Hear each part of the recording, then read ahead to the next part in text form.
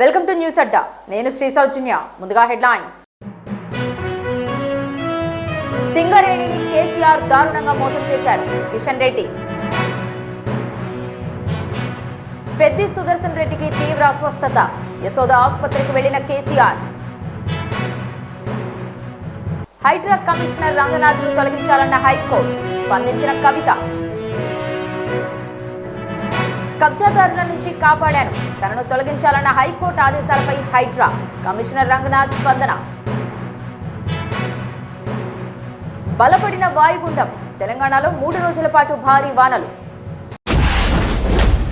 ఇక వివరాల్లోకి వెళ్తే, మాజీ ముఖ్యమంత్రి కేసీఆర్ సింగరేణి సంస్థను తీవ్రంగా మోసం చేశారని కేంద్ర మంత్రి కిషన్ రెడ్డి తీవ్ర స్థాయిలో ధ్వజమెత్తారు. ఢిల్లీలో ఏర్పాటు చేసిన మీడియా సమావేశంలో ఆయన మాట్లాడుతూ, సింగరేణి దక్షిణాదిలోని అతిపెద్ద బొగ్గు ఉత్పత్తి సంస్థ అని, తెలంగాణతో పాటు కర్ణాటక, ఆంధ్రప్రదేశ్, మహారాష్ట్రలతో పాటు ఎన్టీపీసీకి ఇది బొగ్గును సరఫరా చేస్తోందని గుర్తు చేశారు.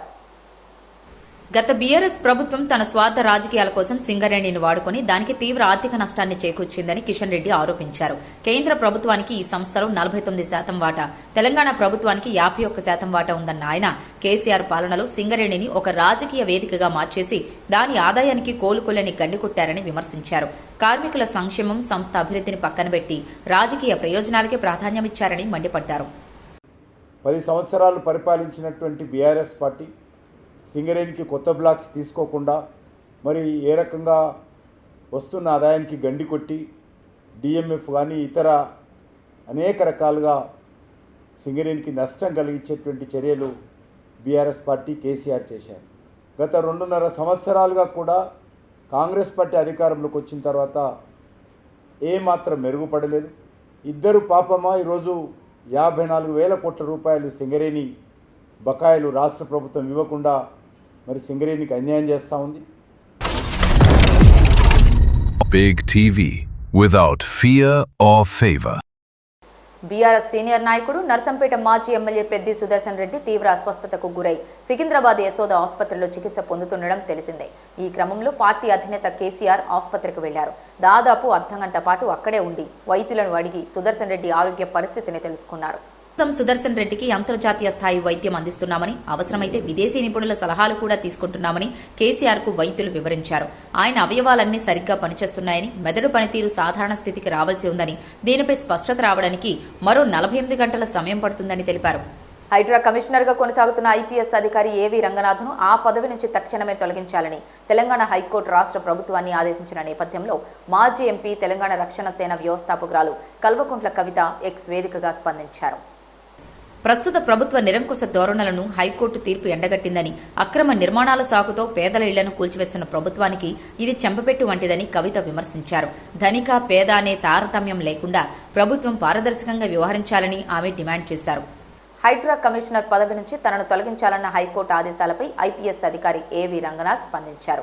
రాజ్యాంగ స్ఫూర్తితో ప్రభుత్వ ఆస్తులు, చెరువులు, పార్కులను కాపాడటమే లక్ష్యంగా తాను పనిచేశానని ఆయన తెలిపారు. గత 2 ఏళ్లలో హైడ్రా ద్వారా సుమారు 1.50 లక్షల కోట్ల విలువైన ప్రభుత్వ ఆస్తులను కబ్జాదారుల చెర నుంచి విడిపించినట్లు ఒక ప్రకటనలో పేర్కొన్నారు. భూమాఫియా, పలుకుబడి కలిగిన కబ్జాదారులే న్యాయస్థానాలను తప్పుదోవ పట్టిస్తున్నారని ఆయన ఆరోపించారు. ఇప్పటి వరకు 6 చెరువులను పూర్తి స్థాయిలో పునరుద్ధరించామని, మరో 20 చెరువుల పునరుద్ధరణ పనులు వేగంగా జరుగుతున్నాయని ఆయన తెలిపారు.